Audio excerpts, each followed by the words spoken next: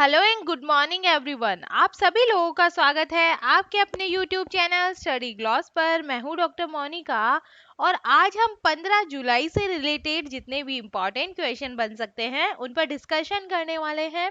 और क्वेश्चन से रिलेटेड जितने भी इम्पोर्टेंट फैक्ट होते हैं साथ में वो भी मैं आपको बताऊंगी।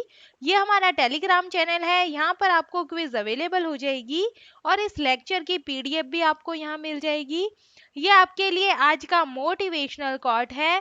वास्तविक दुनिया में आपको मुश्किलें अवश्य नजर आएंगी, लेकिन आपके हौसलों के सामने वो हमेशा ही बौनी नजर आएंगी। इसी मोटिवेशनल कोट के साथ में हम स्टार्ट करते हैं आज का सेशन।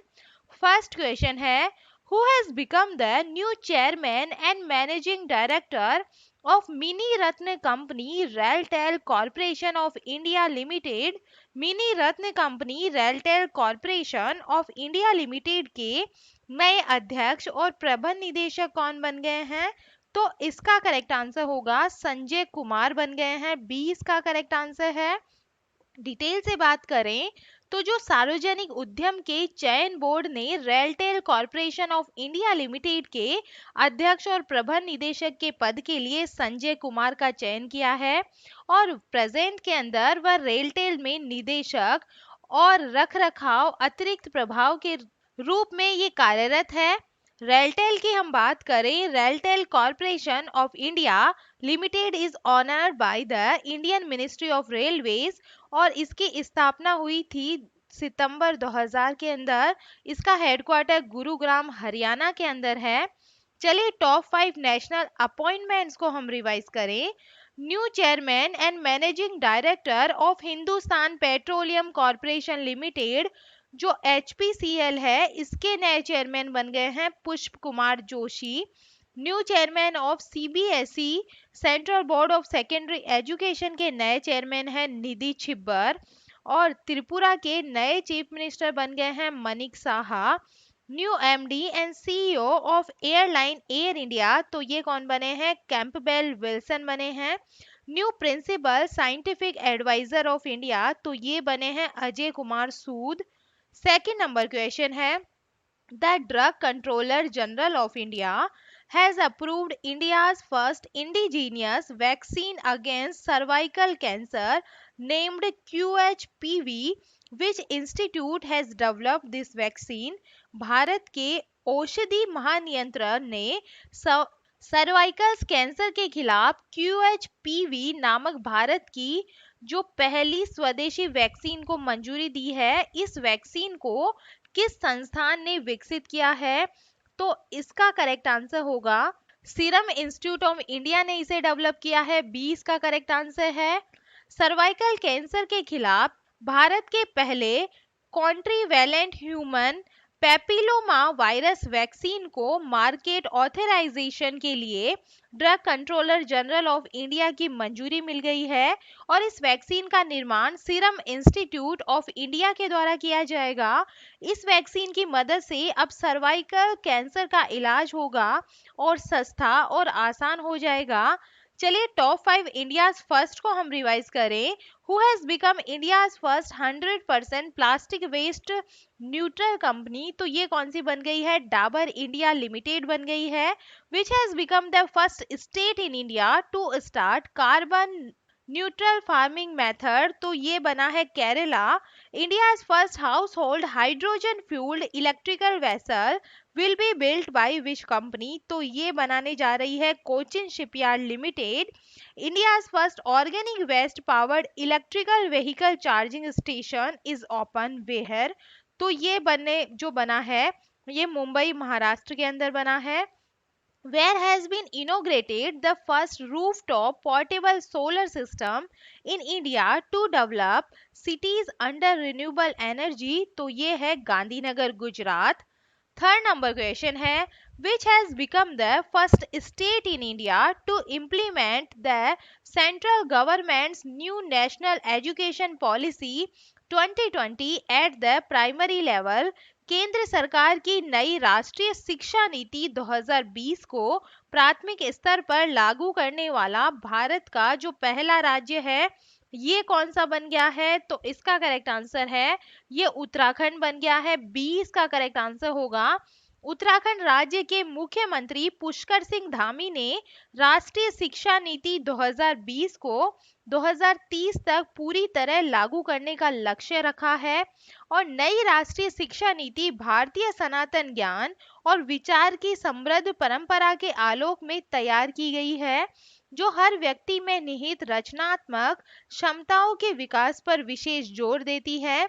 इसके साथ ही उत्तराखंड के जो मुख्यमंत्री है पुष्कर सिंह धामी, इन्होंने बाल वाटिका प्राइमरी से पहली कक्षा तक इसका भी इन्होंने उद्घाटन किया है। उत्तराखंड की हम बात करें तो उत्तराखंड की जो स्थापना है ये 9 नवंबर 2000 को हुई थी और इसकी कैपिटल है देहरादून और गैरसैंण। और चीफ मिनिस्टर यहाँ के है पुष्कर सिंह धामी, गवर्नर है गुरमीत सिंह, चीफ जस्टिस है विपिन संघाई। टू नेबरिंग स्टेट है हिमाचल प्रदेश और Uttar Pradesh. To neighbouring countries है तिब्बत और नेपाल। 4 नंबर क्वेश्चन है, according to the World Population Prospect Report 2022 released by the United Nations, in which year India will overtake China as the most populous country on earth, संयुक्त राष्ट्र के द्वारा जारी विश्व जनसंख्या संभावना रिपोर्ट 2022 के अनुसार भारत किस वर्ष में पृथ्वी पर सबसे अधिक आबादी वाले देश के रूप में चीन को भी पीछे छोड़ देगा? तो इसका करेक्ट आंसर होगा 2023 के अंदर ये उम्मीद बताई जा रही है। 20 का करेक्ट आंसर है। विश्व जनसंख्या दिवस पर संयुक्त राष्ट्र के द्वारा जारी एक रिपोर्ट के अनुसार भारत के अगले साल मतलब 2023 में दुनिया के सबसे अधिक आबादी वाले देश के रूप में चीन से आगे निकलने की उम्मीद बताई जा रही है। और जनसंख्या विभाग के आर्थिक और सामाजिक मामलों के संयुक्त राष्ट्र विभाग के एक शोध के अनुसार 15 नवंबर 2022 को दुनिया की आबादी 8 अरब से अधिक होने का अनुमान है। संयुक्त राष्ट्र के सबसे हालिया अनुमानों के मुताबिक दुनिया की आबादी 2030 में 8.5 अरब, 2050 में 9.7 अरब और 2100 में 2001 10.4 अरब तक पहुंच सकती है। 2037 तक मध्य और दक्षिणी एशिया के दुनिया के सबसे अधिक आबादी वाले क्षेत्र के रूप में पूर्वी और दक्षिण पूर्वी एशिया से आगे निकलने का अनुमान है, क्योंकि उन दो महाद्वीपों की आबादी में गिरावट शुरू हो सकती है। चाइना की हम बात करें, China is located in the continent of Asia. इसकी कैपिटल है बीजिंग, करेंसी है renminbi. The name of the international border line between China and India, तो इसको जो मैकमोहन लाइन है इसके नाम से जाना जाता है। The longest river in China is the Yangtze, जो रिवर है 6300 किलोमीटर लंबी है और it is the longest river in Asia. The first country in the world to issue paper currency, तो ये भी चाइना था। Which country share its border with most country, तो ये भी कौन सा देश है? चाइना है। 5 नंबर क्वेश्चन है, who has won the ICC men's player of the month award June 2022? ICC men's player of the month जो जून 2022 का जो पुरस्कार है ये किसने जीत लिया है? तो इसका करेक्ट आंसर होगा ये जॉनी बेयर स्टो, जो इंग्लैंड के प्लेयर है। और मेरी जान कैप ने, जो साउथ अफ्रीका के खिलाड़ी है, इन्होंने जीत लिया है। ए इसका करेक्ट आंसर होगा। इन्होंने विमेंस का जो टाइटल है, पुरस्कार है, ये जीता है। डिटेल से बात करें तो इंग्लैंड के इन फॉर्म बल्लेबाज जॉनी बेयर स्टो ने men's player of the month का जो टाइटल है ये जीत लिया है। जबकि दक्षिण अफ्रीका की पावर हिटिंग बैटर मेरिजान कैप को women's player of the month से सम्मानित किया गया है। जॉनी बेयरस्टो ने पिछले महीने न्यूजीलैंड के खिलाफ शानदार प्रदर्शन के बाद ये जो टाइटल है ये जीता था और इन्होंने प्लेयर ऑफ द मंथ पुरस्कार प्राप्त करने की दौड़ में अपनी टीम के साथी जो रूट और न्यूजीलैंड के बल्लेबाज डैरिल मिशेल को हराया था। दक्षिण अफ्रीका की बल्लेबाज मेरीजान कैप का पिछला महीना भी ठोस और दमदार प्रदर्शन से भरा रहा और कैप के क्लासिक स्ट्रोक प्ले को उनके साथी शबनीम इस्माइल और इंग्लैंड के नट साइवर से अधिक वोट मिले। Top 5 ICC player of the month की हम बात करें तो ICC player of the month May 2022 का जो टाइटल है ये जीता था एंजेलो मैथ्यूज ने, जो श्रीलंका के खिलाड़ी है, और ट्यूबा हसन ने, जो पाकिस्तान के खिलाड़ी है। ICC player of the month अप्रैल 2022 का जो टाइटल है, जो मेंस का टाइटल है, ये जीता था केशव महाराज ने। और विमेंस का जो टाइटल है ये एलिसा हेले के द्वारा जीता गया था, ऑस्ट्रेलिया की ये प्लेयर थी। ICC player of the month March 2022 की बात करें तो जो मेन का टाइटल है ये बाबर आजम के द्वारा जीता गया था, पाकिस्तान के खिलाड़ी है। और विमेंस का जो टाइटल है ये रेशेल हेनेस के द्वारा जीता गया है, जो ऑस्ट्रेलिया की प्लेयर है।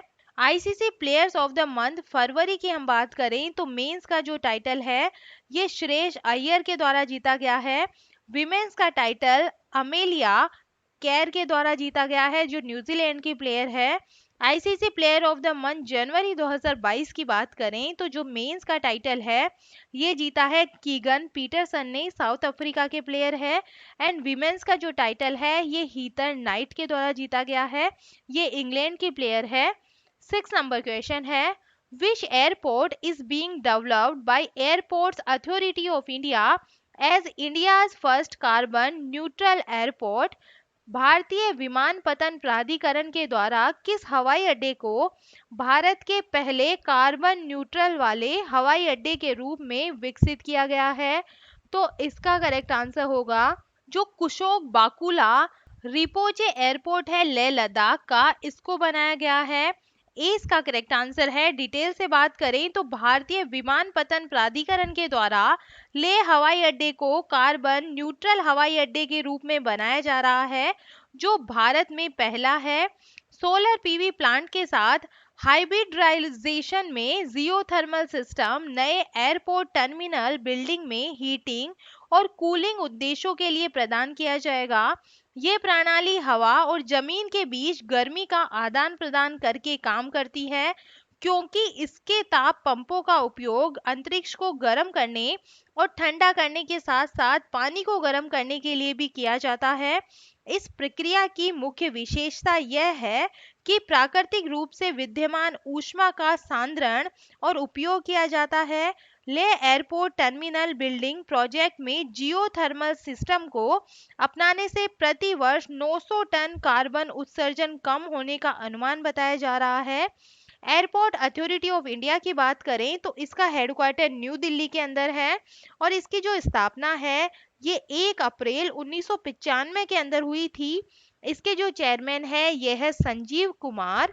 7 नंबर क्वेश्चन है, where has the Union Commerce and Industry Minister Piyush Goyal inaugurated the 17th campus of National Institute of Fashion Technology? केंद्रीय वाणिज्य एवं उद्योग मंत्री पीयूष गोयल ने राष्ट्रीय फैशन प्रौद्योगिकी संस्थान के 17वें परिसर का उद्घाटन कहां पर किया है? तो इसका करेक्ट आंसर होगा ये पंचकुला हरियाणा के अंदर किया गया है। 20 का करेक्ट आंसर है।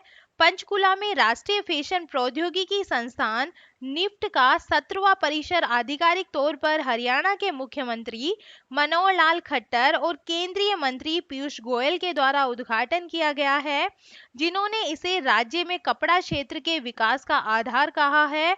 खट्टर के अनुसार इस संस्थान में 20% सीटें निफ्ट के नियमों के अनुसार हरियाणा के लोगों के लिए निर्धारित की जाएगी और इन्होंने कहा है कि इस परिसर की आधारशिला 29 दिसंबर 2016 को स्मृति ईरानी ने रखी थी, जो उस समय केंद्रीय कपड़ा मंत्री थी।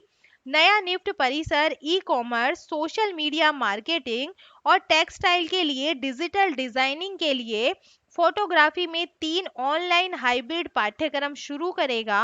व्यापक प्रशिक्षण के हिस्से के रूप में राष्ट्रीय डिजाइन संस्थान और राष्ट्रीय पैकेजिंग संस्थान जैसे संगठनों के साथ सह पाठ्यक्रम विकसित करने पर विचार इसके अंदर किया जा सकता है।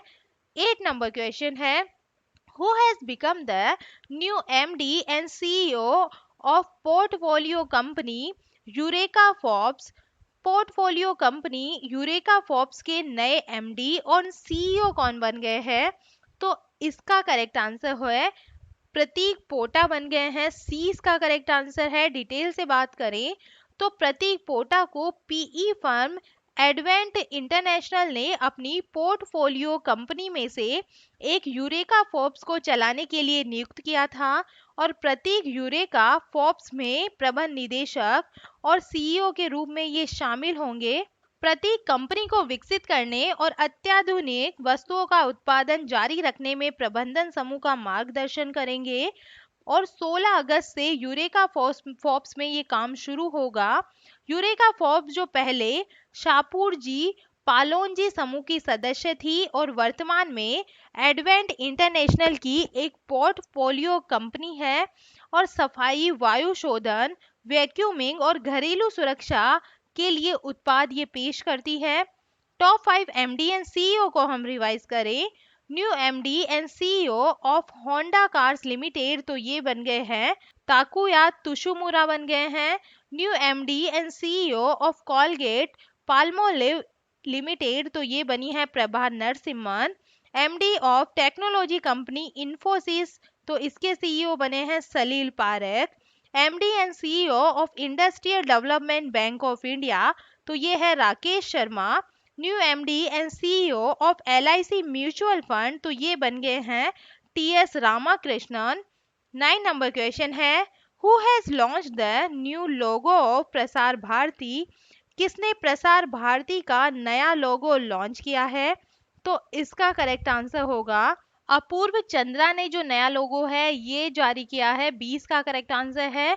भारत के सार्वजनिक प्रसारक प्रसार भारती ने अपने रजत जयंती वर्ष में 11 जुलाई 2022 को अपने नए लोगो का अनावरण इन्होंने किया है।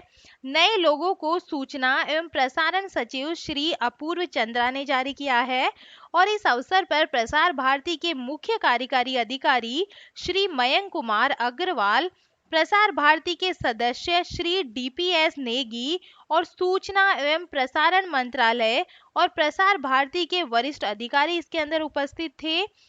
न्यू लोगो की बात करें तो भारत के केंद्रीय सर्कल और मानचित्र के तत्व राष्ट्र के प्रति विश्वास, सुरक्षा और पूर्णता की सेवा को ये दर्शाते हैं और इसका रंग डार्क मॉडरेट ब्लू आकाश और समुद्र दोनों का ये प्रतिनिधित्व करता है और खुले स्थान, स्वतंत्रता, अंतर्ज्ञान, कल्पना, प्रेरणा और संवेदनशीलता से ये जुड़ा है। प्रसार भारती की बात करें तो इसके जो सीईओ है ये है शशि शेखर वेम्पति और इसकी जो स्थापना हुई थी ये 23 नवंबर 1997 के अंदर हुई थी। इसका हेडक्वार्टर न्यू दिल्ली के अंदर है। 10 नंबर क्वेश्चन है who has been honoured with Japan's order of the rising sun award. किसे जापान के order of the rising sun पुरस्कार से सम्मानित किया गया है? तो इसका करेक्ट आंसर होगा नारायण कुमार को ये जो पुरस्कार है ये दिया गया है। जापान सरकार ने जापान और भारत के बीच आर्थिक संबंधों को मजबूत करने की दिशा में उनके योगदान के सम्मान में सनमार ग्रुप के वाइस चेयरमैन नारायणन कुमार को order of the rising sun gold and silver star पुरस्कार से सम्मानित किया है। कुमार को चेन्नई में जापान के महावाणिज्य दूत तागा मायायुकी ने सम्मानित किया है और मासायुकी ने जापान और भारत के बीच दोस्ती, सद्भावना और आपसी समझ को बढ़ावा देने के लिए कुमार के समर्पित प्रयासों की सराहना भी की है। टॉप 5 अवार्ड्स को हम रिवाइज करें तो वैश्विक इंडस्ट्रियल रिसर्च जो अवार्ड है 2020 का ये मिला है ए गोपाल कृष्णन को। World's best nurse award guardian global nursing जो अवार्ड है 2022 का ये अन्ना कबाले को मिला है जो केन्या की नर्स है। प्रेस्टिजियस टेम्पलेटन अवार्ड 2022 मिला है फ्रैंक विल्जेक को। वर्ल्ड फूड प्राइज 2022 मिला है सिंथिया रोसेनविक को। Which Indian has been honoured with the prestigious Humboldt research जो अवार्ड है 2022 का ये मिला है इंद्रजीत सिंह को। चलिए कल के जो एमसीक्यू है उन्हें हम जल्दी से रिवाइज कर लेते हैं। फर्स्ट क्वेश्चन है कैंसर पैदा करने वाले जीन की पहचान करने के लिए किस भारतीय संस्थान के शोधकर्ताओं ने पाइवोट नामक आर्टिफिशियल इंटेलिजेंस उपकरण को विकसित किया है? तो ये किया गया है Indian institute of technology Madras के द्वारा। सी इसका करेक्ट आंसर है। सेकेंड नंबर क्वेश्चन है, किस एक्सप्रेस वे को भारत के पहले एलिवेटेड शहरी एक्सप्रेस वे के रूप में विकसित किया जा रहा है? तो ये द्वारिका जो एक्सप्रेस वे है इसको किया जा रहा है। थर्ड नंबर क्वेश्चन है, अंतरराष्ट्रीय T20 क्रिकेट में 500 डॉट गेंद फेंकने वाले दुनिया के जो पहले गेंदबाज है ये कौन बन गए हैं? तो इसका करेक्ट आंसर होगा भुवनेश्वर कुमार बन गए हैं। 20 का करेक्ट आंसर है। 4 नंबर क्वेश्चन है, संवर्धित वास्तविकता स्क्रीन से लेस होने वाला भारत का पहला रेलवे स्टेशन कौन सा बना है?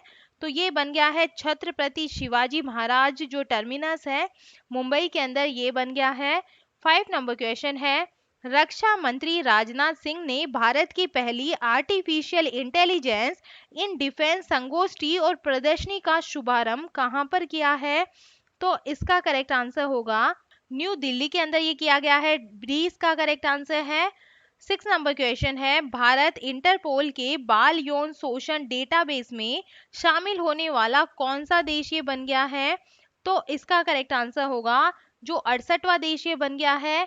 7 नंबर क्वेश्चन है, स्वाधीनता संग्राम ना सुरवीरों नामक किताब किसने लॉन्च की है? तो ये मीनाक्षी लेखी के द्वारा लॉन्च की गई बुक है।